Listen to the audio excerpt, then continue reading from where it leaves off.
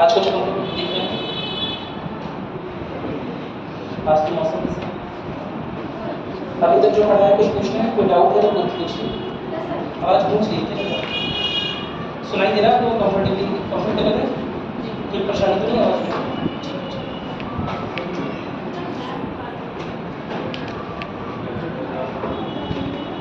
अभी तक जो पढ़ा है कुछ पूछना है बताइए।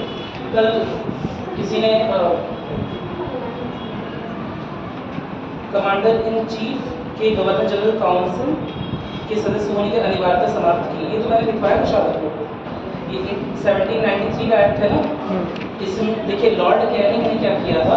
लॉर्ड कैनिंग ने शुरुआत में 1786 डिमांड की थी कि 86 वाला सर, 1786 के एक्ट में 1786 के एक्ट में जो अमेंडमेंट एक्ट अमेंडिंग एक्ट है, उसमें लॉर्ड कैनिंग ने डिमांड की थी कि अगर आप चाहते हैं कि मैं गवर्नर जनरल बनूँ, है ना, तो आपको क्या करना पड़ेगा, आपको कमांडर इन चीफ का जो पद है वो मुझे देना पड़ेगा। ठीक है, तो एक अनिवार्य नियम बांधा गया 1786 में और उसे आगे चलकर समाप्त कर दिया गया। बस वही चीज़ दी हुई है 1793 में 1793 में लिखा हुआ है कि कमांडर इन चीफ जो है वो गवर्नर इन जनरल काउंसिल, यानी वो जो काउंसिल है जो गवर्नर के अंडर में काम करती है, उसका सदस्य रहने की अनिवार्यता नहीं है। कमांडर इन चीफ सदस्य रह भी सकता है काउंसिल का और नहीं भी रह सकता। ठीक है, बस इतनी सी बात। ये चीज़ नहीं लिखवाया तो ये लिखवाया है कि हाँ कमांडर चीफ होगा, के बारे में लिखवाया है 93 में नहीं। अच्छा ठीक है, वो 86 में लिखवाया होगा। अमेंडमेंट लॉर्ड कैनिंग ने क्या डिमांड रखी थी, ये लिखवाया है, ये लिखवाया था। फिर 93 में देखिए एक बात बताऊँ, प्रावधान बहुत लंबे हैं, मैं बहुत सिंपल सी बात बता रहा हूँ। हर एक एक्ट में कुछ नहीं तो 50-50 प्रावधान है। ठीक है, हम कोशिश करते हैं उनमें से वो प्रावधान सिलेक्ट करें जो एग्ज़ाम में पूछ लिए गए हैं या एग्ज़ाम के पॉइंट ऑफ व्यू से बहुत इम्पोर्टेंट है। क्या मेरी बात समझ आ रही? कोई समस्या तो नहीं है? ठीक है, अब एक चीज़ डिस्कस कर लेते हैं कि आपको देखिए, आपने PS थोड़ा सा पढ़ रखा है, पॉलिटिकल साइंस पढ़ रखा है, थोड़ा सा इंटरनेशनल रिलेशन शायद पढ़ा होगा। तो आप लोग अपने डाउट के लिए जो आपके अदर डाउट्स हैं PS से लेकर, वो आप मुझसे निजी रूप से पूछ सकते हैं। ठीक है, उसके लिए मैं अपना नंबर आपको दे दूँगा और ग्रुप में या तो ऐड हो जाऊँगा, आप उसमें मुझसे पूछ सकते हैं आपके जो भी डाउट है। ठीक, लेकिन अब प्रॉब्लम क्या है, मैं पूछता हूँ कोई डाउट है तो आप लोग अपने पुराने डाउट लेके आते हो। जैसे एक डाउट कल आया, बहुत हास्यास्पद डाउट था, है ना, सॉरी टू से, लेकिन सच में ऐसा था। क्यों ऐसा था? क्योंकि अब सर राज्यसभा में जो गवर्नर है, गवर्नर की मिनिमम एज क्या होनी चाहिए? This is a problem. अगर मैं उसे बता भी दूँगा तो उससे आपको कोई फ़ायदा होगा क्या? उस एक फैक्ट को जानने से आपको कोई फ़ायदा होगा? ये बता दीजिए। इस तरह के तो बहुत सारे फैक्ट्स हैं, सब आपको याद करने पड़ेंगे और उस एक फैक्ट या कोई एक चीज़ बताने से कोई फ़ायदा नहीं होगा। पॉलिटिकल साइंस को फैक्चुअल सब्जेक्ट मानना बंद कर दीजिए, है ना। पहली बात, बहुत ऑब्जेक्टिव है, बहुत तगड़ी रीजनिंग है हर चीज़ के पीछे, तो इसे एज अ रीजनिंग सब्जेक्ट उठाइए। जैसे तर्क वाले सब्जेक्ट उठाते हैं ना आप लोग कि ऐसा ही क्यों हुआ, वैसा ही क्यों हुआ, तो इस सब्जेक्ट को एज अ रीजनिंग सब्जेक्ट उठाइए। ठीक है, फिर जाते जाते किसी ने पूछा कोई ऐप के बारे में, उस तरह की कोई भी समस्या हो, ठीक है, तो आप इस नंबर पे व्हाट्सएप कर सकते हैं। ठीक है, या फिर अगर मेल कर सकते हैं तो मेल कर सकते हैं, अगर मेल करना आता है, जो भी आपको आसान हो। लेकिन इस पे आपके वो डाउट क्लियर किए जाएंगे जो कि आपके PS से रिलेटेड और क्लास में बाई चांस आपका छूट गया है या आपको लग रहा है क्लास में पीछे चल रहे हैं, आगे चल रहे हैं, इस तरह के चीज़। ठीक है, जब मैं पूछता हूँ डाउट है तो आपको वो डाउट पूछने हैं जो कि क्लास से रिलेटेड डाउट, जो अभी आपने पढ़ा। अदरवाइज क्या होगा, आप ये भी मिस कर दो वो भी मिस कर दो। क्या मेरी बात समझ में? कोई दिक्कत तो नहीं है?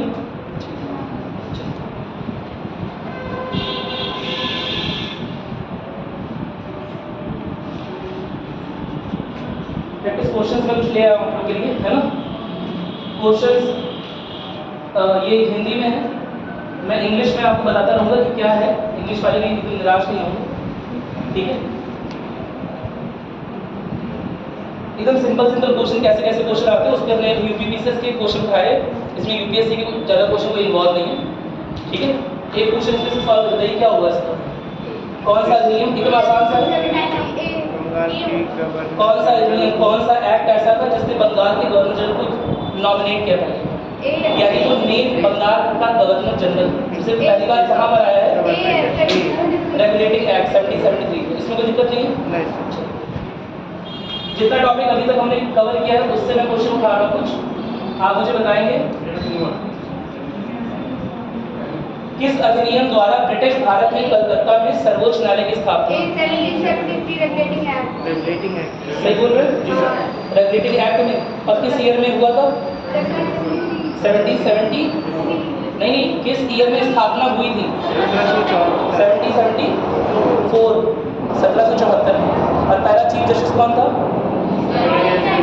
एलिजाबेथ। और भी कोई जस्टिस थे उनके साथ, और भी कोई जज थे, कितने थे, 3।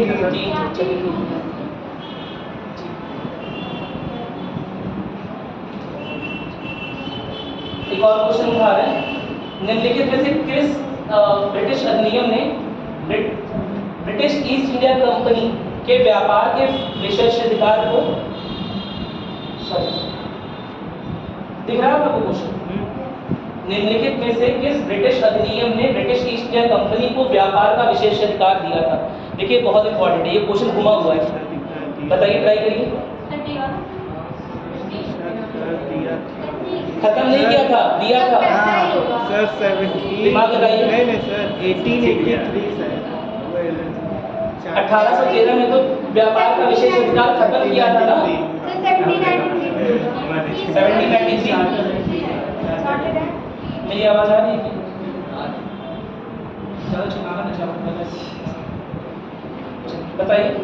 20 साल के लिए बढ़ा दिया गया, 20 साल के लिए 1793 ठीक है, बताइए सर, क्या होगा? 1793 फर्स्ट चार्टर एक्ट, यानी कि 1793, सही है, ये पहले से ही दे रखा था सन 1600 में, लेकिन इस बात को एजर्ट दोबारा कब कर रहे हैं, दोबारा यह बात कब बोल रहे हैं, 1793 में बता रहे हैं कि हमने ये अधिकार तुम्हें दिया हुआ है, ठीक है।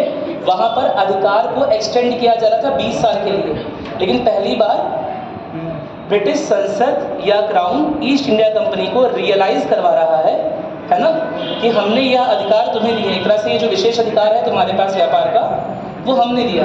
तो उसका वर्णन कहाँ पर है, 1793 में, जो पहला चार्टर एक्ट है। कोई दिक्कत तो नहीं है इसमें। सन 1813 में क्यों नहीं हुआ, 1813 में तो ले लिया है ना, 1813 में तो चीन के साथ जो व्यापार है, जो चाय पत्ती का व्यापार, चाय का व्यापार जो है, और इसके अलावा अफीम का जो व्यापार है, उसके अलावा विशेष अधिकार ले लिया था। क्या मेरी बात सुन रहे हैं, कोई समस्या नहीं है इसमें, ठीक है। अगले क्वेश्चन पर आते हैं, ये सारे क्वेश्चन यूपीपीसीएस के हैं। निम्नलिखित में से कौन सा ब्रिटिश अधिनियम ने ब्रिटिश सरकार की संसदीय प्रणाली के विचार को प्रस्तुत किया? ये हो चुका है क्लास में, बताइए दिमाग पढ़ के आए, मैंने बोला था पढ़ के आएंगे।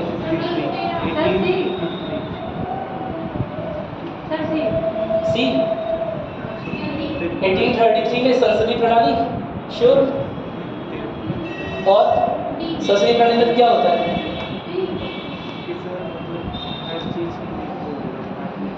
सोचिए, दिमाग लगाइए। 1793 के एक्ट में ऐसा कुछ था संसदीय प्रणाली जैसा,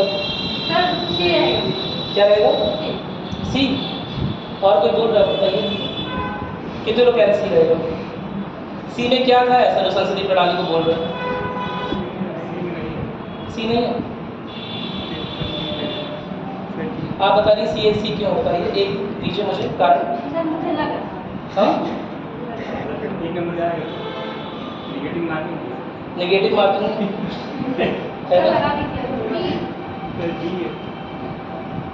संसदीय प्रणाली है इसका आंसर। 1853 में पहली बार जो 2 सदन में डिवाइड हुआ है, बताया था त्रिसदनीय संसदीय प्रणाली है ना, बाइकैमरलिज्म इंग्लिश में बताया था, वो पहली बार कब हुआ, 1853 के एक्ट। क्या मेरी बात सुने, इसे आपको याद रखना है, मुझसे पीछा मत रखिए, मैं याद रखूँगा, ठीक है। बताइए इसे, भारतीय सैनिक सेवा को खुली प्रतिस्पर्धा के रूप में पहली बार पेश किया गया था, पेश किया गया था। देखिए यही मैं बोल रहा हूँ, क्वेश्चन की ऑब्जेक्टिविटी समझिए। ये क्वेश्चन केवल, ये पेपर केवल नॉलेज का है। आइए इसलिए चेक हो रहा है कि तुम्हारे पास नॉलेज ज़्यादा है, पीएचडी वाले को क्यों ना ले लें। एक बात समझो, पेपर किस चीज़ का है। तुम जो बनना चाहते हो, आईएएस आईपीएस या पीसीएस जो भी बनना चाहते हो, क्या वो नॉलेज का वो है, पेपर है?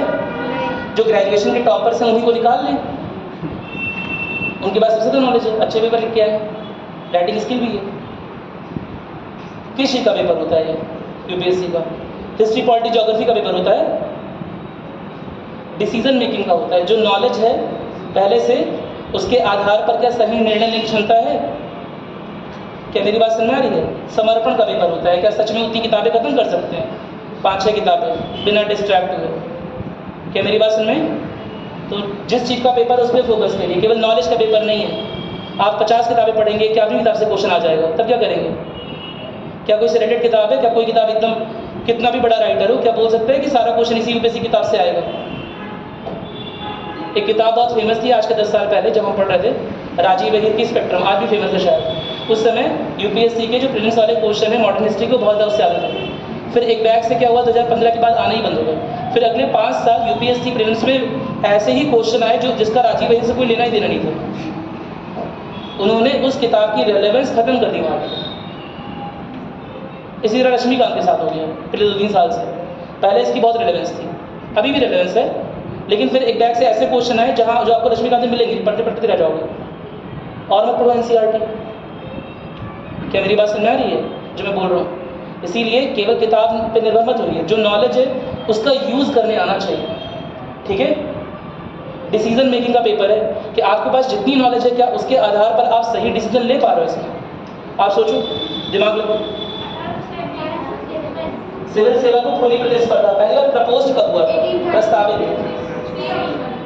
हाँ, सी पक्का भाई, पेश किया गया ना, तो प्रस्तावित कब हुआ? 1833 में, और लागू कब हुआ? 1853 में। एक बात समझो थोड़ा सा, पेश किया गया था यानी कि बिल आ गया था, यानी कि ओपन हो गया था। मेरी बात समझ में? 1833 में नहीं माना जाएगा, क्योंकि सीओडी ने अपोज कर दिया था, इसलिए वह प्रावधान नहीं आ पाया था, पेश भी नहीं हो पाया था। केवल ये बात चल रही थी कि हो जाए। वहाँ बताया था ना, सेक्शन 87 बताया था, सेक्शन 87 अलग से लिखवाया था। सेक्शन 87 में पहली बार 1833 के एक्ट में प्रपोज किया गया, लेकिन कोर्ट ऑफ डायरेक्टर ने इतना विरोध किया कि वो प्रस्ताव आ ही नहीं पाया। क्या मेरी बात समझ में? कोई दिक्कत तो नहीं है? तो पहली बार कब आया होगा बताओ, मेरा दिमाग 1853 में, ठीक है?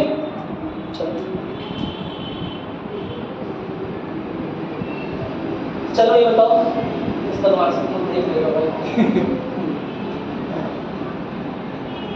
निम्नलिखित कथनों में से कौन सा कथन 1833 का एक्ट चार्टर रिव्यू के संदर्भ में सही है? देख लिया आंसर, तभी पढ़ो। 1833 का चार्टर एक्ट, इसने क्या मिशनरियों को, जो ईसाई मिशनरी है उसमें उन्हें भारत में ईसाई धर्म फैलाने की, यानी कि भारत में आकर 1813 में हुआ था। 1830 में हुआ था पक्का? इसने ब्रिटिश ईस्ट इंडिया कंपनी को एक प्रशासनिक निकाय के रूप में एस्टैब्लिश किया था 1833 के, सही है? क्या 1833 के एक्ट के बाद क्या ब्रिटिश ईस्ट इंडिया कंपनी के सारे जो अधिकार हैं, जो प्रशासनिक अधिकार थे, सॉरी व्यापारिक जो अधिकार थे, व्यापारिक जो विशेष अधिकार थे, वो ले लिए गए थे और उसे किसकी तरह, उसे एक प्रशासनिक निकाय, एक प्रशासनिक इकाई के रूप में इस्टेब्लिश कर दिया गया था। सही है? दोनों सही है? सही है। लिखवाया है एक क्रिश्चियन मिशनरी, क्यों नहीं पढ़ के आया? बोला था ना टेस्ट होगा। ये सब क्वेश्चन आए हैं, ऐसे धीरे धीरे सिलेबस कंप्लीट हो जाएगा, है ना? ये सब क्वेश्चन आए हुए क्वेश्चन है, बताओ। देख लेते हैं, इसका आंसर सेकंड वाला सही है, फर्स्ट वाला सही नहीं है, ठीक है? 1833 में नहीं हुआ, शायद 1813 में आया। 1813 में ईसाई धर्म को फैलाने का, है ना, दिया था। और उसी समय शायद 1 लाख रुपीस एजुकेशन एप्लीकेशन में भी दिया था, ठीक है। चलो इसे रिवाइज करिए भैया, सब बेकार हो जाएगा पढ़ा हुआ। अगर अभी नहीं रिवाइज करें सब बेकार हो जाएगा, इसलिए रिवाइज जरूर करिए। बताइए समझ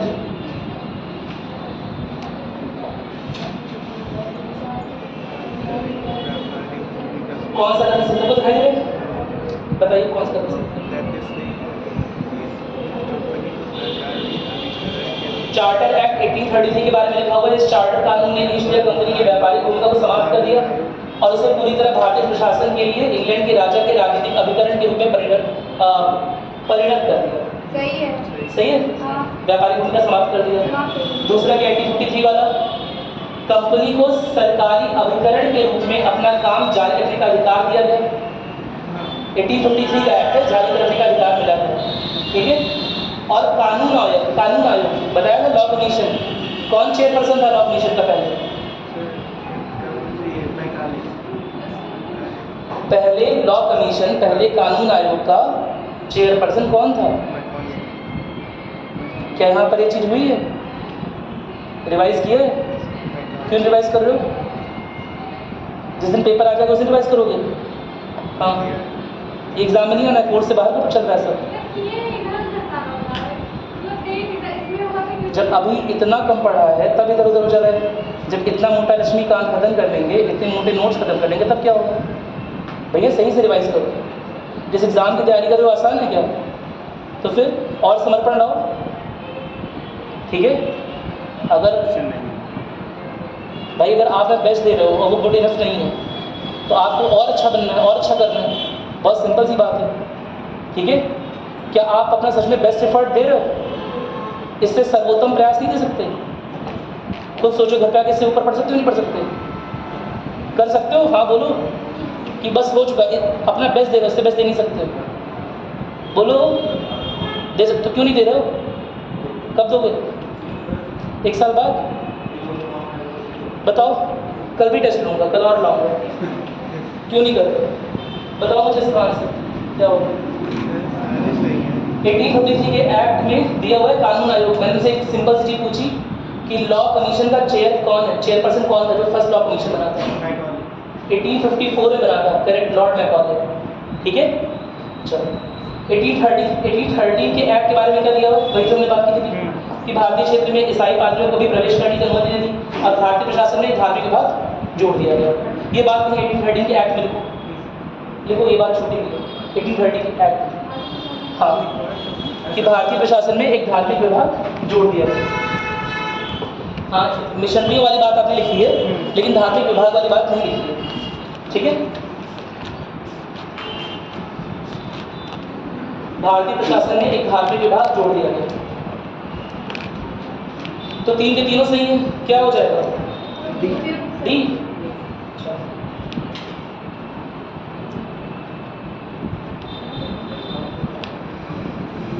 चलो ये क्वेश्चन करो, दिखाई दे रहा है?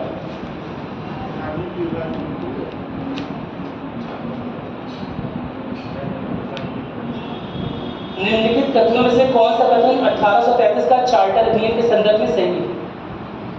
1833 का जो चार्टर एक्ट था उसके बारे में दिया हुआ है, बंगाल के गवर्नर जनरल के कार्यालय को भारत के गवर्नर जनरल के कार्यालय के साथ बदल दिया गया, यानी कि गवर्नर जनरल ऑफ बंगाल को गवर्नर जनरल ऑफ इंडिया बना दिया गया, पहला दिया हुआ है। दूसरा दिया हुआ है लॉर्ड विलियम बेंटिक, उनका पूरा नाम लिखा हुआ है, विलियम कैवेंडिश बेंटिक, को भारत का प्रथम गवर्नर जनरल का पद सुशोभित करने का गौरव प्राप्त हुआ। दोनों सही है, आसान था दोनों सही।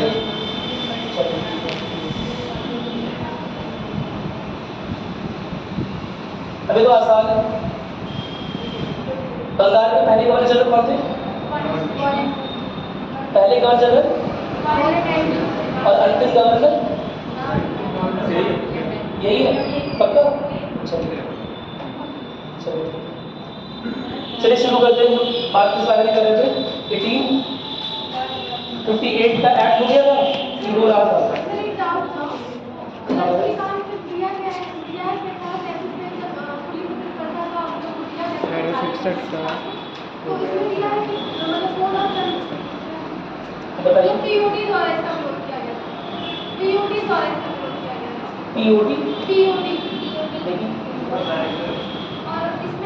BOD लिखा है, COD लिखा होगा, कोई बात नहीं। हिंदी वाले लक्ष्मीकांत में क्योंकि अनुवादित है कुछ इस तरह की मिस्टेक हो सकती है, मैं दोबारा बोल रहा हूँ। हाँ BOD लिखा है, BOC लिखा होगा, COD और BOC चेक करिए। कोर्ट ऑफ डायरेक्टर्स निदेशक मंडल बोलते हैं, क्या लिखा है? BOC लिखा है ना? कहाँ पर? क्या करें? कोर्ट ऑफ डायरेक्टर्स तो लिखा है COD, सही है, कोई बात नहीं। उस तरह की हिंदी में गलतियाँ होती तभी तो सही करवा रहा हूँ। COD ही होता है, कोर्ट ऑफ डायरेक्टर्स ही होता है, उसी को निदेशक मंडल बोलते हैं। देखो मैं तो बात मैंने अभी भी बताया था तुम्हें कि आजकल बोलचाल की भाषा में उसे बोर्ड ऑफ डायरेक्टर ही बोलते हैं। आजकल मॉडर्न जमाने में वो जो निदेशक मंडल होता है उसे बोर्ड ऑफ डायरेक्टर ही बोलते हैं, लेकिन उस संस्था में उस समय उसे कोर्ट ऑफ डायरेक्टर्स बोलते थे मेरी बात में। और जो दूसरी बॉडी थी वो क्या थी? Board of control. इंग्लिश वाले में देखिए एक बार, जब हिंदी और इंग्लिश में कंफ्यूजन है तो इंग्लिश को प्रेफर करो। क्या मेरी बात सुन रहे हैं? चलो और कुछ इंग्लिश वाले लक्ष्मीकांत ने दिया हुआ है बोर्ड ऑफ डायरेक्टर्स। और कुछ बताइए, और कोई डाउट? ठीक है तो स्टार्ट कर लें। कल हमने कितना किया था? पोर्टफोलियो सिस्टम कर लिया था। वाइसराय के ऑर्डिनेंस के बारे में शायद बात हो रही थी। यस सर, आपातकाल के दौरान अध्यादेश वाला अध्यादेश याद करें। ठीक है, क्या बताया था कि ये जो अध्यादेश जारी होगा इसकी जो लाइफ है वो 6 मंथ होगा। ये 6 मंथ लाइफ होगा। ठीक है तो 1861 का एक्ट 1 हो गया, आगे बढ़ रहे हैं। दूसरा एक्ट कब आया था? Council act 1892। कितनी काउंसिल एक्ट आए हैं? 3 एक्टों का लिखवाया था, 3 काउंसिल एक्ट आए। क्यों बनाए गए थे? क्यों बनाए गए थे काउंसिल एक्ट? क्या कारण था? चार्टर एक्ट को खत्म कर दिया गया था। चार्टर एक्ट क्यों बनाया गया था? चार्टर उसको हार्ड करने के लिए, थोड़ा हार्ड शासन। लेकिन एक तरह से बोल सकते हैं कंपनी को नियंत्रण में लाने के लिए ब्रिटिश सरकार ने चार्टर एक्ट बनाया। क्या मेरी बात क्लियर है? और जब कंपनी का युग खत्म हो गया, जब कंपनी का शासन खुद खत्म हो गया तो फिर चार्टर एक्ट खत्म कर दिए गए और क्या आने लगा? काउंसिल एक्ट आ गया। क्या मेरी बात सुनिए? क्योंकि काउंसिल एक्ट आ रहे हैं इसीलिए कोई निश्चित समय सीमा नहीं है कि कितने समय बाद उन्हें लाया जाएगा। जब भी लगेगा, जब भी जरूरत फील होगी कि अब एक काउंसिल एक्ट आ जाना चाहिए तब उसे ले आएंगे। कोई निश्चित समय सीमा में नहीं बांधा गया, जबकि चार्टर एक्ट को हर कितने साल बाद? हर 20 साल बाद लाया जाता है। ठीक है तो इंडियन काउंसिल एक्ट लिखेगा 1892। 1873 का आया था। 1873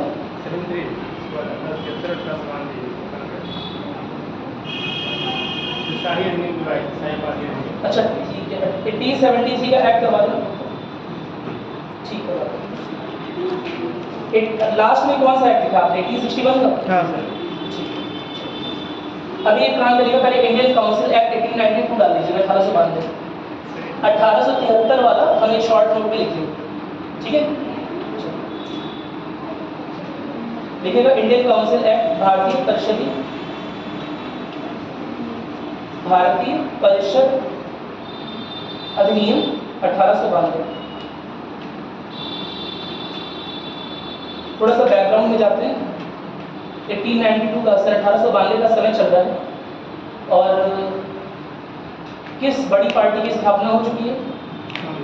इंडियन नेशनल कांग्रेस, भारतीय राष्ट्रीय कांग्रेस। किस सन में हुई थी? सन 1885 में हुई थी। क्या मुख्य उद्देश्य था उस समय कांग्रेस की स्थापना का?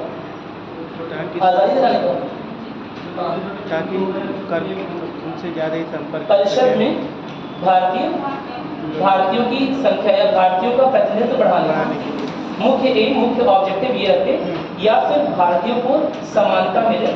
जितनी भी प्रशासनिक इकाइयाँ हैं, जितनी भी लेजिस्लेटिव बॉडीज हैं, ठीक है, वहाँ पर या जितनी भी विधायिकाएँ हैं, विधान परिषदें, सब में भारतीयों को भी रिप्रेजेंटेशन मिले, उन्हें भी प्रतिनिधित्व मिले।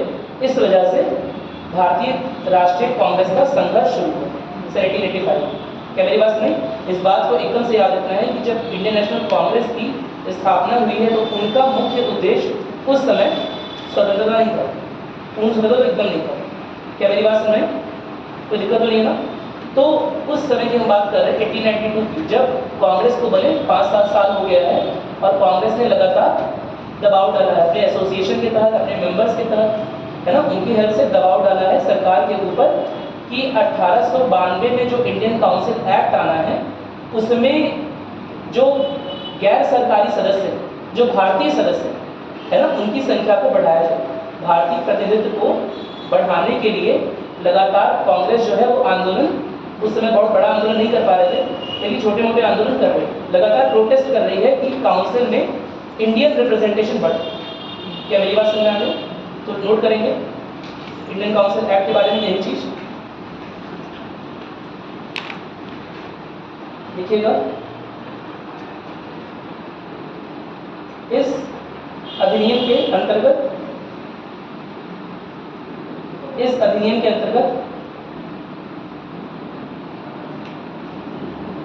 केंद्रीय और प्रांतीय विधान परिषदों में, केंद्रीय और प्रांतीय विधान परिषदों में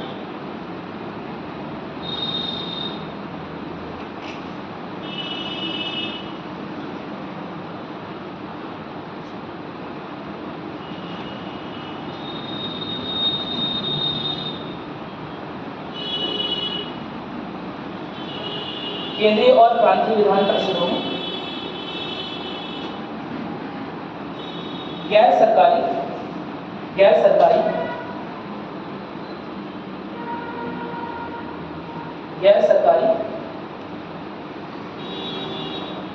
सदस्यों की संख्या को बढ़ाया गया।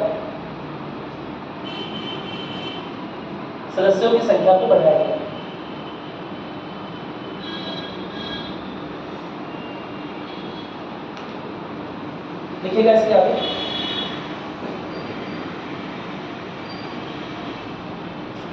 फिर भी बहुमत सरकारी या आधिकारिक सदस्यों के ही पास रहा। फिर भी बहुमत सरकारी या आधिकारिक सदस्यों के ही पास रहा। जो गैर सरकारी सदस्य हैं, है ना, जो नॉमिनेट हो रहे हैं, जो इंडियंस हैं, उनकी संख्या तो बढ़ा रहे हैं, लेकिन उनकी संख्या अभी भी इतनी अधिक नहीं है कि वो मेजॉरिटी को फॉर्म करे, कि वो बहुमत बन जाए। क्या मेरी बात समझ आ रही है? कोई दिक्कत तो नहीं है? नोट करिएगा इसके बाद। देखिए इस एक्ट के अगला पॉइंट नोट करिएगा। इस एक्ट के अंतर्गत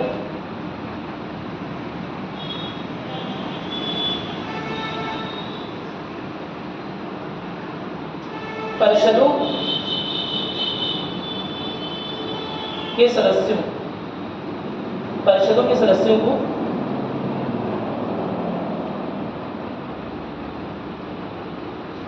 बजट डिस्कशन के लिए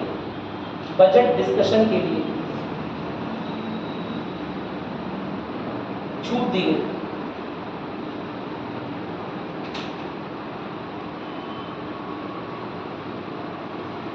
साथ ही साथ इसके तहत बजट से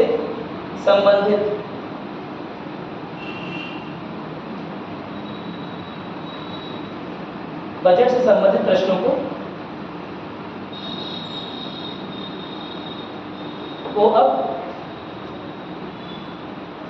गवर्नर जनरल की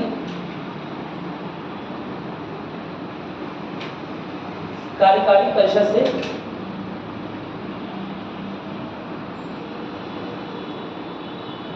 पूछा जा सकता था।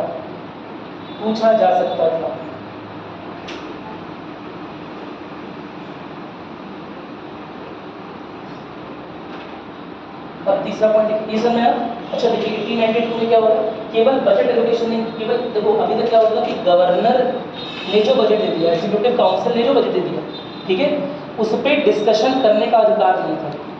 क्योंकि उस पर डिस्कशन करने का मतलब हो गया जो गैर आधिकारिक सदस्य हैं यानी कि भारतीय हैं वो भी बजट में कमियां निकालेंगे कि आपने ये प्रावधान क्यों लाए, इसमें एक्स्ट्रा पैसा लग रहा है, इसे हटाइए, हम भारतीयों को ज़रूरत नहीं।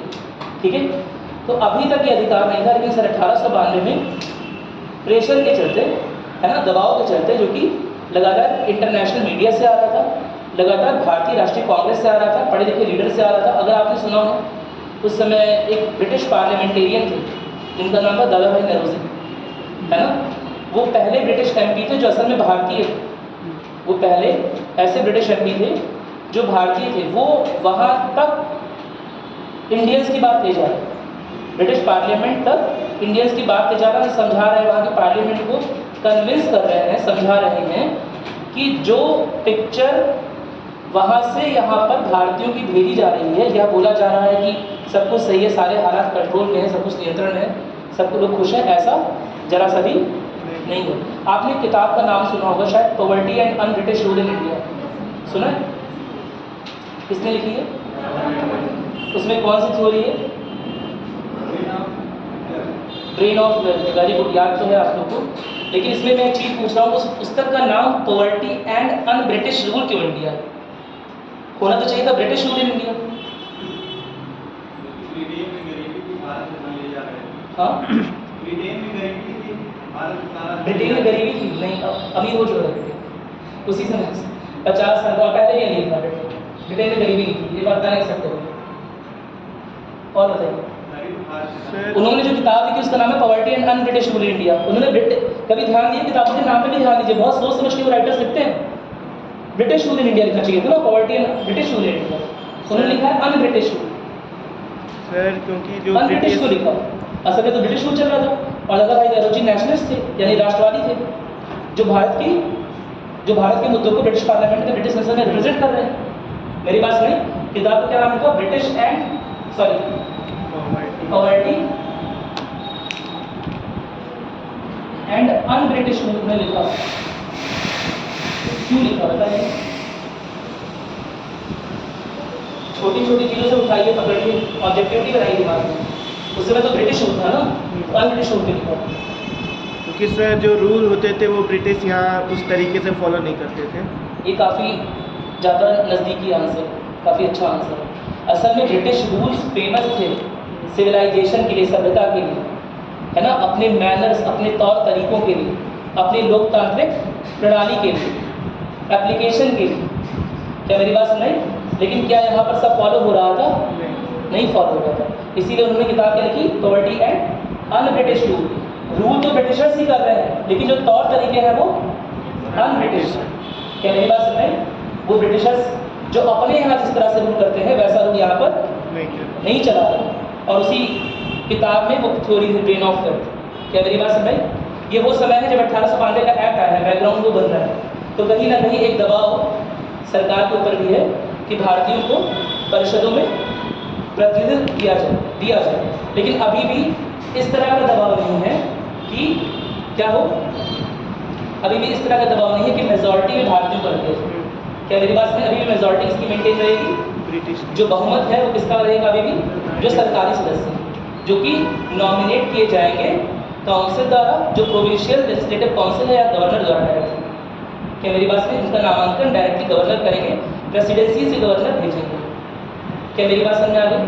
इसमें कोई समस्या नहीं है ना? ठीक है। अच्छा, कल किसी ने वो पूछा था कि सर जो वहाँ पर इंडिया काउंसिल ऑफ इंडिया रहेगा, उसमें सदस्यों की क्या मतलब कोई क्या एज फैक्टर था या कितने, है ना, कितने टाइम के लिए वो रहते थे? उनके लिए कोई टाइम निश्चित नहीं था। लेकिन यहाँ के जो गवर्नर के नीचे यहाँ पर जो बना है, यहाँ पर जो परिषद बने हैं, उनमें जो गैर आधिकारिक सदस्य हैं उनका समय सीमित कर दिया गया था 2 साल के लिए। क्या मेरी बात सुनाई? तो 2 साल बाद किसी और भारतीय को नामांकित कर लिया गया। क्या मेरी बात क्लियर हो गई? कोई समस्या तो नहीं है? ठीक है। देखिए आप, मैंने बताया फैक्ट्स इतने सारे हैं, है ना, कि पॉलिटी में अगर एक दिन में मतलब एक एक्ट में कितने सारे प्रावधान अगर वो याद करेंगे तो हमारे पूरा टाइम एग्जॉस्ट हो जाएगा। हमें क्या करना है? हमें केवल जो मुख्य प्रावधान है उन्हें देखना है और अपने क्वेश्चंस बनाना है। क्या मेरी बात सुने? चलो। तो 2 ही वर्ष 2 वर्ष के लिए थे। हाँ दो हाँ, वर्ष 2 के- वर्ष। जो गैर आधिकारिक या गैर सरकारी जो भारतीय सदस्य हैं, उनकी जो टाइम है वो कितने वर्ष का किया गया? 2 साल की। 2 साल तक वो परिषद में रह सकते हैं। उसके बाद नए सदस्य आएंगे, नए सदस्यों का नामांकन। क्या मेरी बात समझ आ गई? कोई समस्या नहीं है इसमें? ठीक है। तो अब इसके बारे में बात करते हैं खर्च मामले के एक्ट के बारे में। यहाँ मैंने आपको बताया कि बजट को लेकर ड्रेन ऑफ वेल्थ वाली बात आई कि ड्रेन ऑफ वेल्थ उस समय थ्योरी आ चुकी थी, है ना? और इस वजह से ब्रिटिश पार्लियामेंट हल्का सा प्रेशर फील कर रही होगी, तो वो क्या करेगी? पहली बार क्या करेगी कि बजट के डिस्कशन में जो परिषद के सदस्य हैं वो भी भाग ले सकते हैं, लेकिन डिस्कशन में ही भाग ले सकते हैं और कुछ नहीं कर सकते। डिस्कशन में भाग ले सकते हैं, क्वेश्चंस पूछ सकते हैं, लेकिन अगर वो विरोध कर रहे हो बजट का, तभी वही बजट पास हो। क्या मेरी बात समझ में आ गई? इसमें कोई दिक्कत नहीं है ना? तो एक तरह से कुछ अधिकार मिल रहे हैं धीरे धीरे, कहने का ये मतलब है। कोई समस्या नहीं है इसमें? चलिए नोट कर लिया इसे। ठीक है। इसके अलावा लिखिएगा थर्ड पॉइंट, लिखिएगा तीसरा बिंदु, लिखिएगा नए सदस्यों का नामांकन। नए सदस्यों ब्रैकेट में गैर आधिकारिक या गैर सरकारी सदस्यों का नामांकन। नए सदस्यों ब्रैकेट में गैर सरकारी सदस्यों का नामांकन।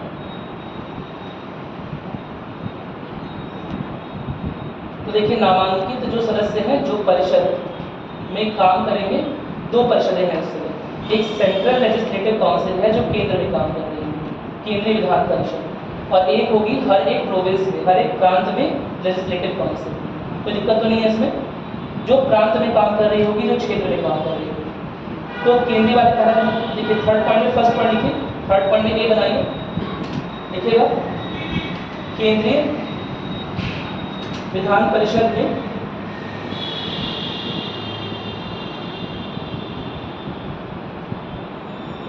सदस्यों का नामांकन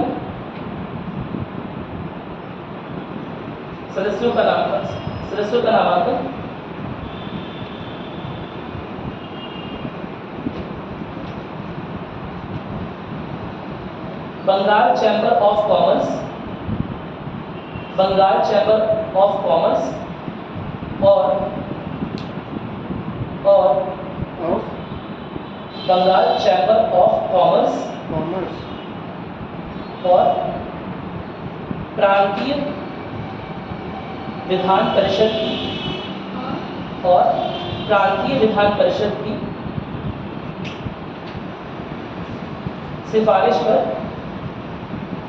की सिफारिश पर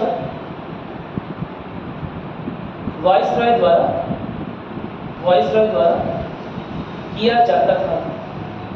किया जाता था।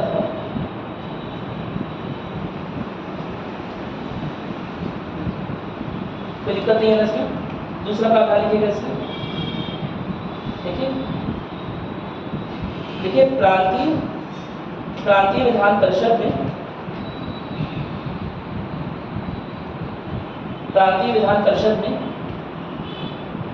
गैर सरकारी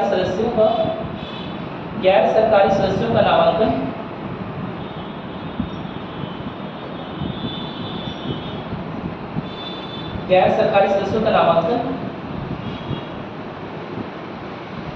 डिस्ट्रिक्ट बोर्ड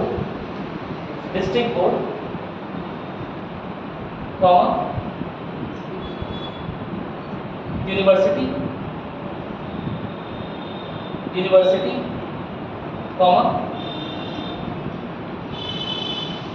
म्यूनिसिपैलिटी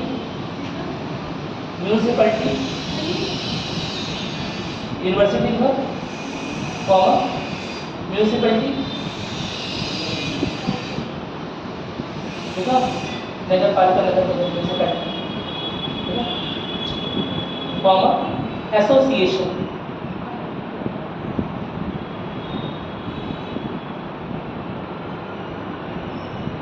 इत्यादि से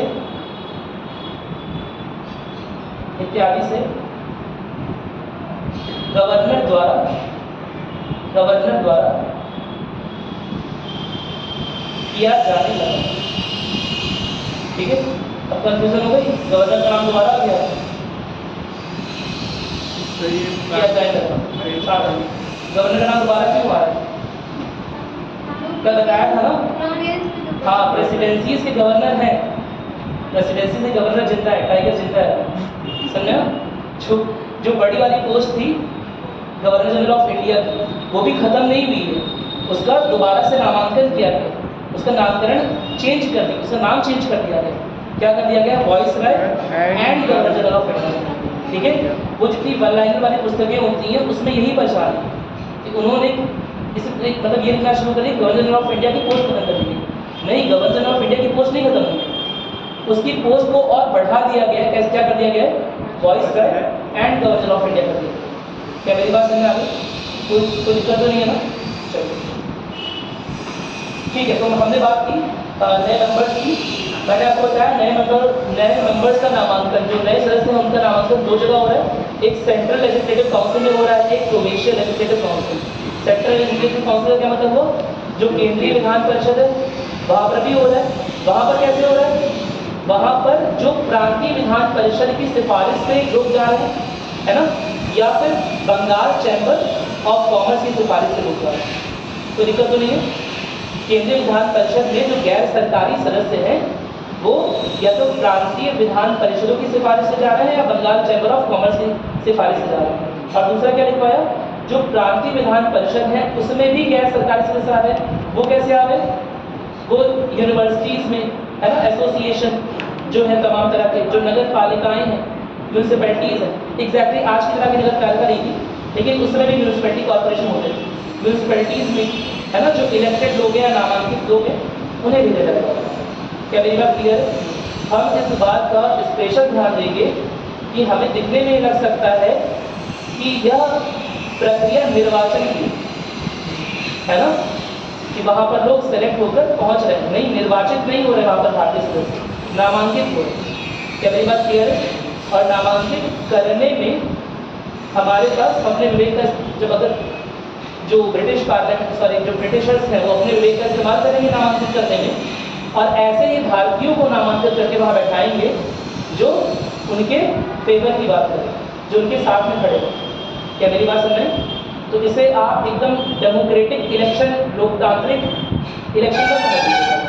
ठीक है, यहाँ पर नामांकन प्रक्रिया है, भारतीय नामांकित जरूर किए जा रहे हैं, लेकिन ध्यान स्पेशली इस बात का रखा जा रहा है कि उन्हीं भारतीयों का नामांकन हो रहा है जो सरकार को फेवर करते हैं।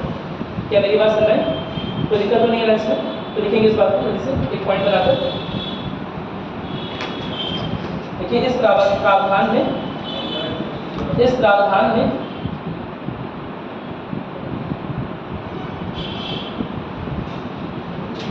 निर्वाचन शब्द का, निर्वाचन अंडरलाइन कर लीजिएगा, शब्द का उपयोग तो हुआ, पर असल में यह नामांकन की प्रक्रिया है।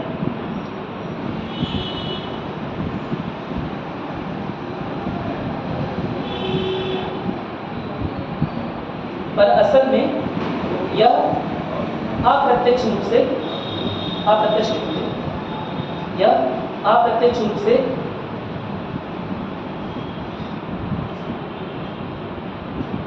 परिषद की सीटों को भरने की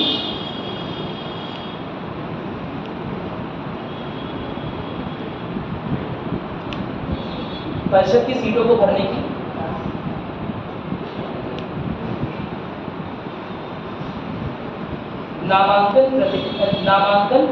प्रक्रिया थी। ठीक है, यहाँ पर सेंट्रल लेजिस्लेटिव काउंसिल यानी कि केंद्रीय विधान परिषद और प्रोविंशियल लेजिस्लेटिव काउंसिल दोनों जगह पर नामांकन होता है। क्या मेरी बात क्लियर है? दिखाया जा रहा है कि भारतीयों को प्रतिनिधित्व दिया जा रहा है। मेरी बात में इंडियंस को रिप्रेजेंट किया जा रहा है काउंसिल में, ऐसा शो हो रहा है। लेकिन असल में कौन से इंडियंस को सिलेक्ट किया जा रहा है? क्या उनका इलेक्शन हो रहा है? क्या उनका लोकतांत्रिक चुनाव हो रहा है? नहीं, नामांकन से। क्या मेरी बात में? नामांकन किसे करेंगे? जो हमारे फेवर में रहेगा, जो हमारे अगेंस्ट रहेगा, जो हमारे फेवर में रहेगा ना, जो हमें सपोर्ट करेगा उससे उसका नामांकन करेंगे। क्या मेरी बात समझ? चलिए मेरी बात समझ आ गया? हाँ, मनोनीत और नामांकन एक ही चीज़, ठीक है। कोई बात नहीं, एक बार पढ़ लीजिए, देखिए कुछ पूछना है। अब हम बात करेंगे इंडियन काउंसिल एक्ट 1909 की। सर ये तो हो गया गैर सरकारी, सरकारी लोगों को कैसे नामांकित किया जाता था? सरकारी सदस्य, देखिए उस समय सरकारी सदस्यों के लिए दो चीज़ें हैं। एक तो जो ब्रिटिश सिविल सेवा में, ठीक है, जो सेलेक्टेड लोग हैं, जो ब्रिटिश सिविल सेवा में सेलेक्टेड लोग हैं, उन्हीं को एग्जीक्यूटिव काउंसिल में अच्छे अच्छे पद पर बुला लिया जाता है। क्या मेरी बात सुने? उसका पूरा अधिकार गवर्नर के पास था, प्रांतीय गवर्नर के पास, और बड़ा अधिकार तो वाइसराय के पास था। क्या मेरी बात सुने? इसके अलावा वो लोग जो यहाँ पर पहले से ही रह रहे हैं, क्या मेरी बात सुने, जो ब्रिटिशर्स ऑफिशियल्स हैं या 10 साल या 15 साल की ड्यूटी यहाँ निभा चुके हैं, जिन्हें यहाँ के कस्टम्स की, यहाँ के भाषा की, यहाँ की कल्चर की, सभ्यता की जानकारी हो गई है, और तौर तरीकों में भी ब्रिटिश है। क्या मेरी बात सुने? ब्रिटिश सरकार के बारे में सोचते हैं, उनको ही सरकारी सदस्य के रूप में बिठा लिया जाता काउंसिल। क्या मेरी बात सुने? कोई दिक्कत तो नहीं है ना? अब यह चीज़ क्लेम की जाती है कि उनका भी इलेक्शन होता था, लेकिन यह इलेक्शन होता था कि नहीं होता था परिषद के लिए, हम बहुत श्योरिटी के साथ नहीं कह सकते। क्या मेरी बात क्लियर है? क्योंकि वो उनका आंतरिक इलेक्शन था, हम उसमें उसके बारे में कोई डेटा अवेलेबल नहीं है। उनका आंतरिक अगर होता भी रहा होगा कोई निर्वाचन, समझ रहे ना, परिषद के सदस्य बनने के प्रक्रिया में अगर कोई निर्वाचन होता भी रहा होगा तो वो उनका आंतरिक निर्वाचन था, जिसके बारे में किसी किताब में कहीं कोई डेटा नहीं दिया है। क्या मेरी बात समझ आ रही?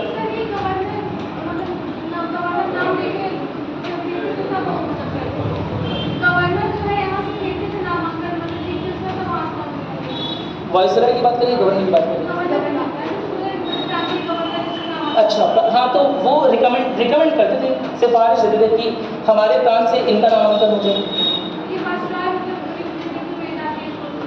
क्या चीज़? हाँ, उसके बाद उनकी सिफारिशों के आधार पर, और बताया चीज़ कि जो एक चैम्बर ऑफ कॉमर्स था उसके आधार पर, ठीक है। इसके अध्यक्ष कौन? नहीं, ब्रिटिश चैम्बर ऑफ कॉमर्स के अध्यक्ष वो जो वाणिज्यिक मामले देखते होंगे वो लोग हैं, वाइसराय नहीं, वाइसराय प्रशासनिक मामला देखते हैं। क्या मेरी बात समझ? अच्छा, और कुछ और कोई डाउट तो बताइए, आगे बढ़े। हाँ बताइए।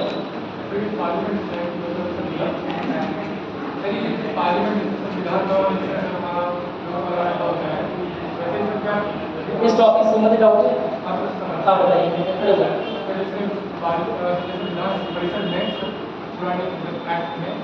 कौन से एक्ट में? इसी एक्ट में? हाँ,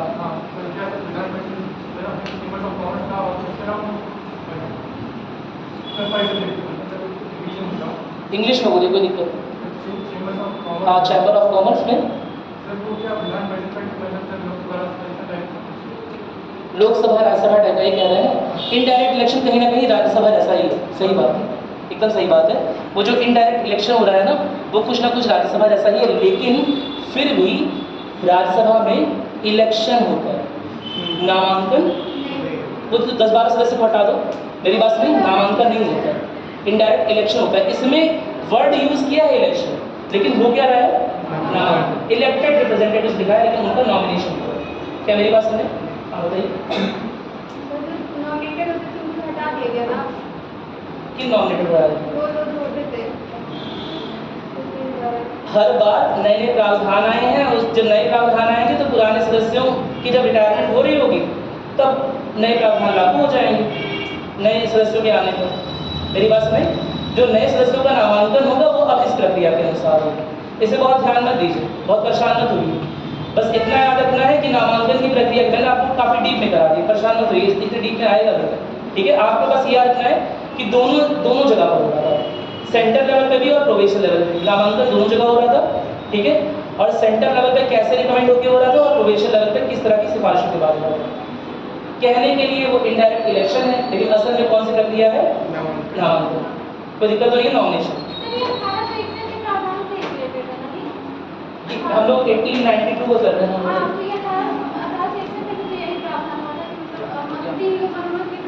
हाँ, उसमें 3 लोग, उसमें संख्या बढ़ा दी है ना। लगातार हर एक एक्ट में आप देखेंगे सदस्यों की संख्या बढ़ती जाएगी। इसमें सदस्यों की संख्या बढ़ाकर 16 कर दी गई। मेरी बात सुने, फिर आगे वाला जो एक्ट आएगा 1909 का, उसमें सदस्यों की संख्या बढ़ाकर 16 से 60 कर देंगे। 18 सेक्शन में अधिकतम संख्या भारतीय की संख्या 12 थी। मतलब हाँ, टोटल सदस्यों की संख्या 12 ही हुई, फिर इसमें 16 कर दी गई है, फिर 60 कर दी गई है। ठीक है, मतलब लगातार सदस्यों की संख्या बढ़ाई जा रही है। और यहाँ पर बात केवल सदस्यों की संख्या की नहीं है। हमने जो उसकी बात की थी 1862 के एक्ट की, 1861 के एक्ट की जो बात की थी हमने, उसमें हमने बात की थी सेंट्रल लेजिस्लेटिव काउंसिल यानी कि केंद्रीय विधान परिषद। इसमें हम प्रोविंशियल लेजिस्लेटिव काउंसिल में भारतीय प्रतिनिधित्व को देख रहे हैं। क्या मेरी बात सुने? प्रोविंशियल लेजिस्लेटिव काउंसिल यानी कि प्रांत की जो विधान परिषदें हैं उसमें भी भारतीय प्रतिनिधित्व आ जाएगा। और केवल यही नहीं, उस समय तक बजट पर डिस्कशन करने का सिस्टम नहीं था। क्या मेरी बात क्लियर है? जो गवर्नर ने बोल दिया वही क्या हो गया, मेरा वचन ही है शासन, है ना? जो गवर्नर ने बोल दिया, वाइसराय ने बोल दिया, वही हो गया।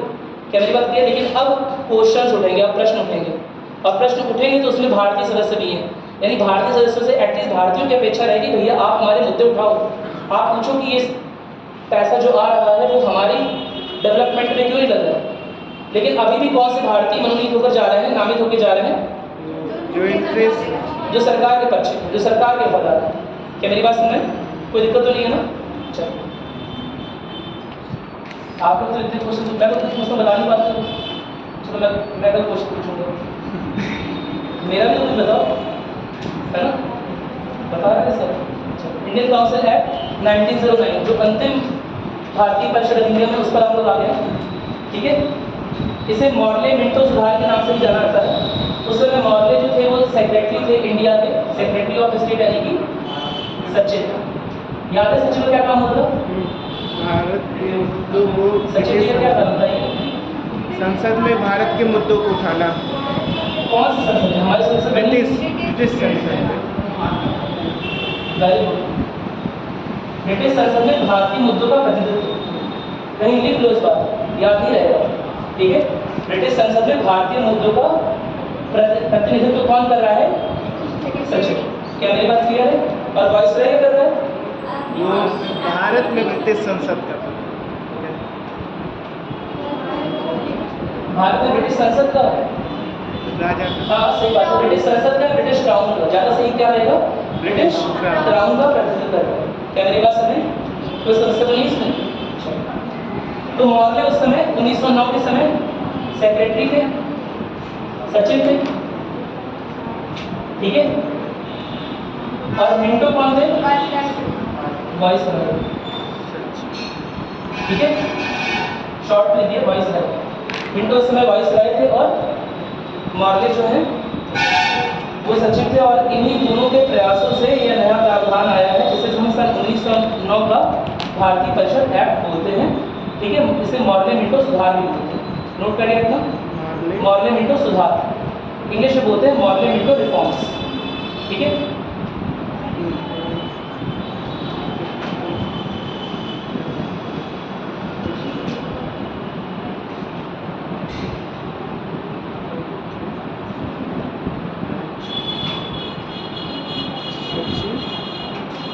देखिएगा इस एक्ट के तहत मैंने आपको क्या बताया, अभी मैंने बताया आपको कि लगातार हर एक जो काउंसिल एक्ट आ रहा है, इसका नाम भी काउंसिल एक्ट है, यानी कि परिषदों में सुधार कर रहा है किसी ना किसी में। परिषदों में कौन सुधार की डिमांड हो रही है? भारतीयों की प्रतिनिधि बढ़े, है ना? भारतीय जो हैं वो संख्या के रूप में बढ़े, उनका प्रतिनिधित्व बढ़े, है ना? पहली डिमांड हो रही है। और क्या केवल नंबर बढ़ाने से सब काम हो जाएगा? भारतीयों को बढ़ा दिया संख्या बल में, है ना, और भारतीयों को बोलने का अधिकार नहीं, तो क्या काम हो जाएगा? नहीं सर, नहीं होगा। तो और भी क्या बढ़े? और भी क्या बढ़े? भारतीय प्रतिनिधि के या फिर जो परिषद के सदस्य हैं उनके अधिकार भी बढ़ाए जाए। क्या मेरी बात सुने? उनके अधिकार कुछ इस तरह से किए जाए कि अगर वो वाइसराय का अपोज करना चाहते हैं, अगर वो वाइसराय से, अगर वाइसराय की राय से वो ताकत नहीं रखते, क्या मेरी बात सुने, तो वो उसका अपोज कर सके, बात को मना कर सके। क्या मेरी बात समझ आ रही है? धीरे धीरे अधिकार बढ़ा जाएंगे। पहले तो क्वेश्चन उठाने का भी अधिकार नहीं था, कि बजट जो आ गया है बस उसकी क्लैपिंग करके पास कर देना, मेरी बात सुने। लेकिन 1892 में कम से कम ये अधिकार मिला कि 2-4 क्वेश्चन पूछ लो, क्या मेरी बात सुन रही? फिर नए अधिकार मिलेंगे, सप्लीमेंट्री क्वेश्चन पूछ लो, यानी एक क्वेश्चन पूछो उसका जो आंसर मिला फिर क्वेश्चन के अधिकार दिए जा रहे हैं। सोचो आज के समय में कितना नॉर्मल लगता है कि संसद में किसी ने कोई प्रश्न पूछा, कार्रवाई के दौरान किसी ने कोई प्रश्न पूछा, मंत्री जी ने जवाब दिया और दोबारा से प्रश्न पूछ लिया, लेकिन सप्लीमेंट्री क्वेश्चन का अधिकार नहीं था उसमें, क्या मेरी बात नहीं? सप्लीमेंट्री क्वेश्चन का दोबारा से अधिकार दिया, नया एक्ट लाके अधिकार दिया कि सप्लीमेंट्री क्वेश्चन भी पूछ सकते। पहले क्वेश्चन पूछा, अच्छा एक और बात है, क्वेश्चन भी ऐसे नहीं पूछ सकते, हालांकि वो सब एक इतिहास का पार्ट है ना, लेकिन क्वेश्चन भी ऐसे नहीं पूछ सकते। क्वेश्चन कैसे पूछेंगे? जो क्वेश्चन पूछना रहेगा उसे एक निश्चित समय के पहले आपको लिखकर वाइसराय के पास जमा करवाना पड़ेगा, मेरी बात से तब जाके आप क्वेश्चन पूछ सकते हैं, वो भी तब जब वो अलाउ करेगा आप क्वेश्चन पूछने के, वो टिक लगाएगा कि हाँ ये क्वेश्चन मुझसे पूछ सकते हैं, मेरी बात सुन रहे?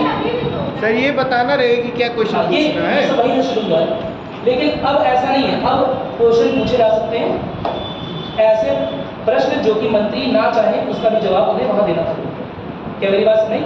हालांकि जवाब देने के लिए बहुत नहीं होते हैं कि बात नहीं होते हैं, वो लोकसभा स्पीकर पे निर्भर करता है कि किस जवाब को मानता है किसको नहीं मानता है, लेकिन इसकी शुरुआत यहाँ से हुई है जो मैं आपको बता रहा हूँ कि क्वेश्चन अगर पूछना है तो पहले सबमिट करो लिखकर, मेरी बात सुने कि क्या क्वेश्चन पूछोगे, उसमें वॉइसराय की एग्जीक्यूटिव काउंसिल को टिक लगा के भेजेगी, यह क्वेश्चन पूछ सकते हो जिससे हमारी रेपुटेशन खराब नहीं होगी, मेरी बात सुने।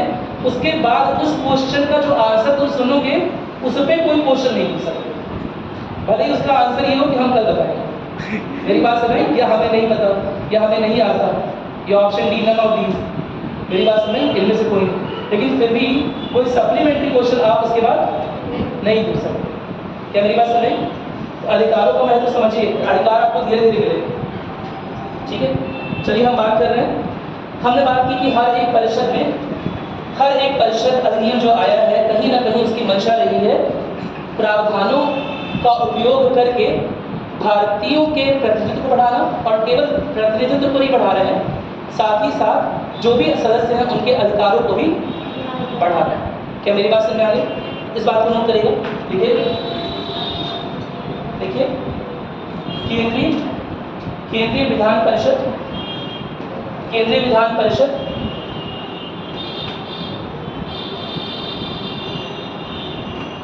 और प्रांतीय विधान परिषद में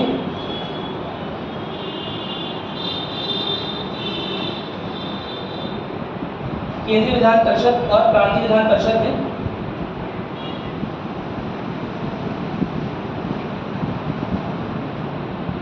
सदस्यों की संख्या को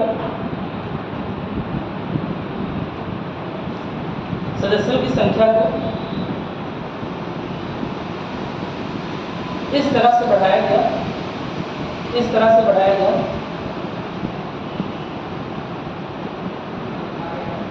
कि प्रांतीय विधान परिषदों में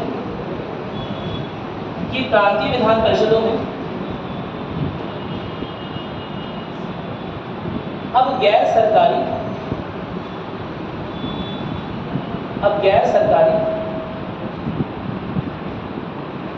सदस्यों का बहुमत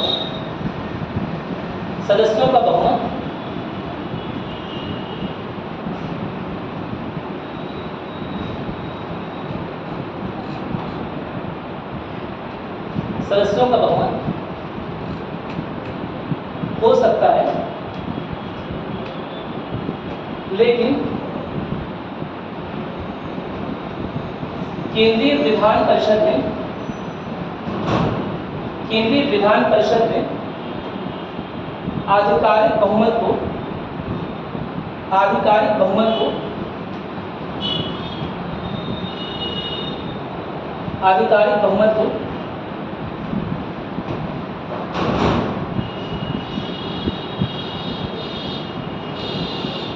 बरकरार रखा गया।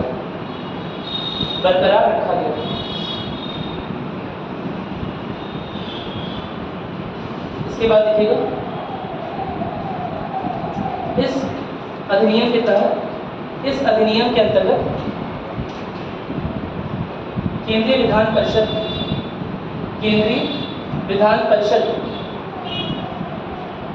में सदस्यों की संख्या को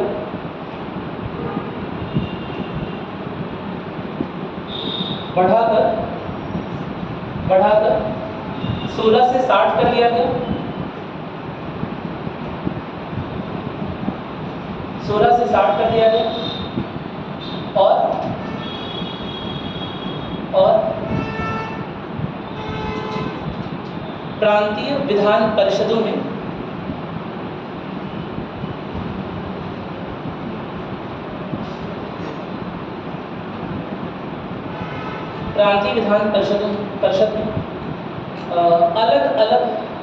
अलग अलग क्षेत्रीय जनसंख्या के अनुसार अलग-अलग क्षेत्रीय जनसंख्या के अनुसार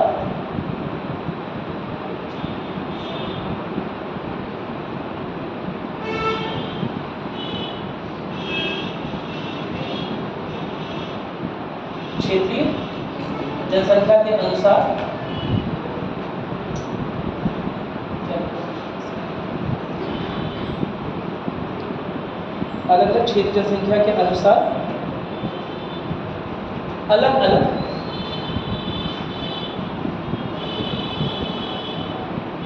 सदस्यों की संख्या रखी गई। अलग-अलग सदस्यों की संख्या रखी गई।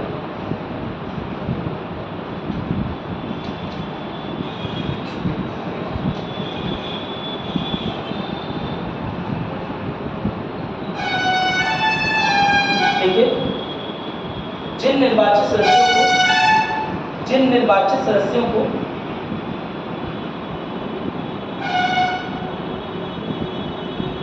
अप्रत्यक्ष रूप से चुना गया था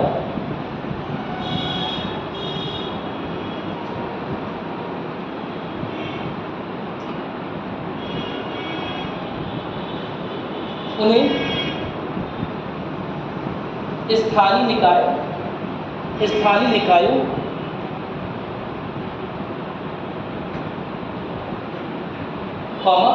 वाणिज्य मंडलों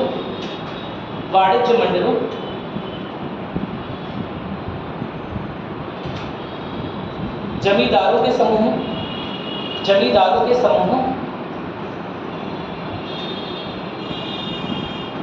विश्वविद्यालयों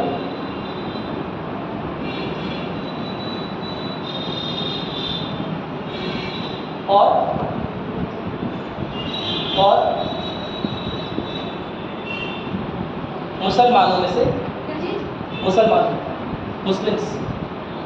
मुस्लिमों में से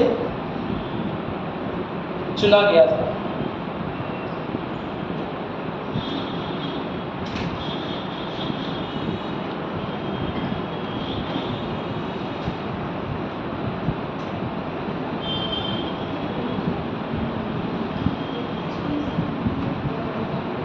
ये वो पहला एक्ट है जहाँ पर अच्छा आपको पता है आपने कभी मुस्लिम लीग का नाम सुना?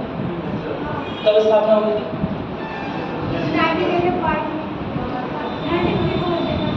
1934 कौन होगा? चौधरी अहमद अली ने 1934 में कैम्ब्रिज विश्वविद्यालय में पाकिस्तान शब्द की रचना की। मुस्लिम लीग की स्थापना उससे कहीं पहले हो चुकी। बताइए उससे पहले तो सब शुरू हो जाएगा। जो पता हो उसे थोड़ा सा पढ़ते हो कि नहीं पढ़ते हो? कब स्थापना हुई थी मुस्लिम लीग? सन 1906 में। ठीक है, आगत खान और सदायतुल्लाह खान नवाब और ढाका, ठीक है, उनके प्रतिनिधित्व में उसका स्टार्ट हुआ था मुस्लिम लीग का।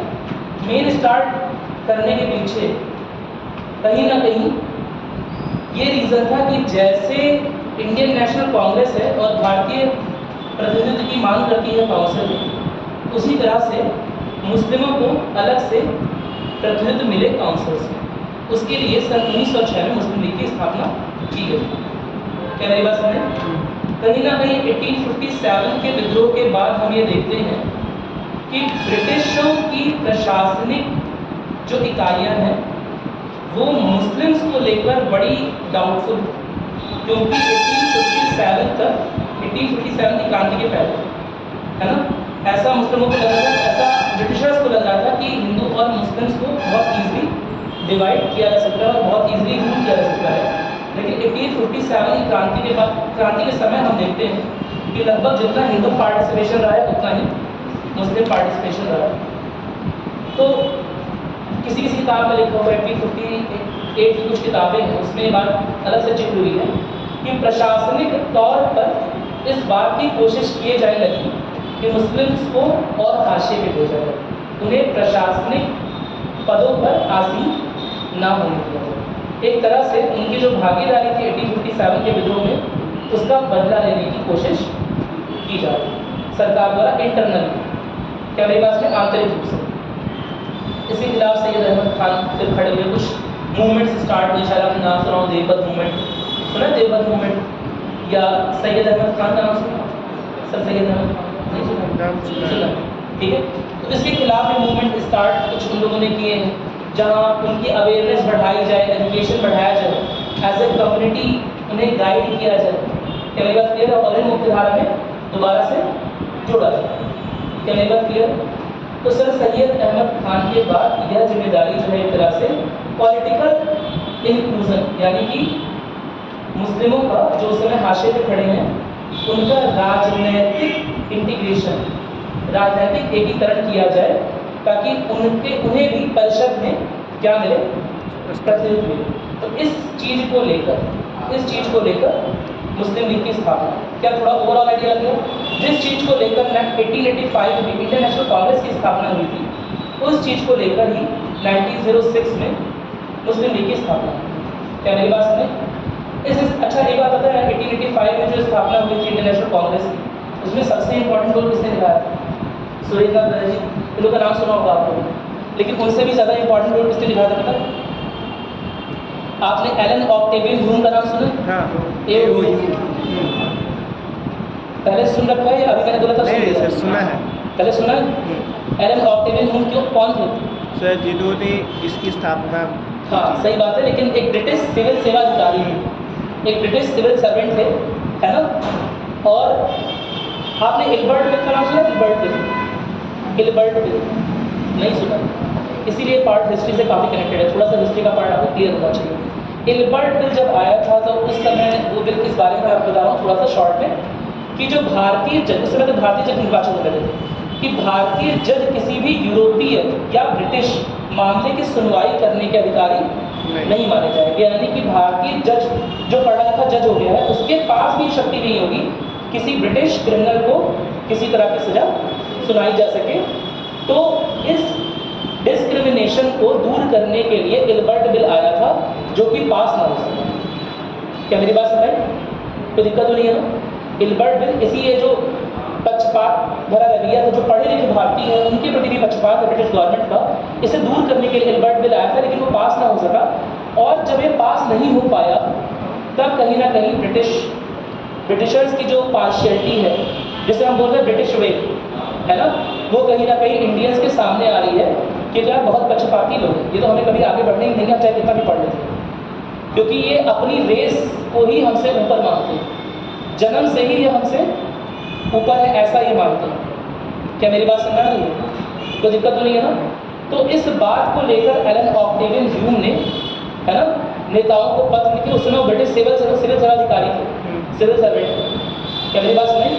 इकट्ठा किया, उन लोगों से बातचीत की, और उन्हें भी लग रहा था, एलन ऑक्टेवियन ह्यूम के भी लगता था कि बात सही है, इंडियंस को मौका मिलना चाहिए। अगर इंडियंस जज पढ़े लिखे हैं तो यूरोप, और अगर ब्रिटिशर्स क्रिमिनल उनकी कोर्ट में आ रहे हैं तो सजा सुनाने का प्रावधान इंडियंस के पास होना चाहिए। भाई जज है, चाहे वो इंडियन हो चाहे ब्रिटेन का हो। याद आ रहा है कि एक हमने बिल भी इस तरह का पढ़ा है जिसमें लिखा हुआ है कि जन्म के आधार पर, भाषा के आधार पर, है ना, प्लेस ऑफ ओरिजिन के आधार पर किसी भी तरह का डिस्क्रिमिनेशन ब्रिटिश गवर्नमेंट नहीं करेगी। लेकिन क्या जो प्रावधान लिख दिया जाए वो फॉलो होते हैं? कोई ज़रूरी है? हाँ, प्रावधान जो लिखे रहते हैं वो फॉलो हो जाते हैं क्या? कोई ज़रूरी नहीं है ऐसा फॉलो। क्या मेरी बात समझ? उसी वजह से इल्बर्ट बिल पास नहीं हो पाया। ठीक है। और उसके बाद जो इंटेलेक्चुअल्स हैं, जो बुद्धिजीवी वर्ग भारत का, वो एक हो गया और उन्होंने इंडियन नेशनल कांग्रेस की, भारतीय राष्ट्रीय कांग्रेस की स्थापना। क्या मेरी बात सुनी? कुछ इसी तरह की स्थापना 1906 में आगा खां के नेतृत्व में सदारतुल्लाह खान, जो कि ढाका के नवाब थे, और आगा खान के नेतृत्व में मुस्लिम लीग की हुई थी ढाका में। लेकिन अगेन उसे प्रमोट कौन कर रहा था? ब्रिटिशर्स प्रमोट कर रहे थे। जैसे इंडियन नेशनल कांग्रेस को ब्रिटिशर्स प्रमोट किए थे, उसी तरह उसे भी प्रमोट कौन कर रहे थे?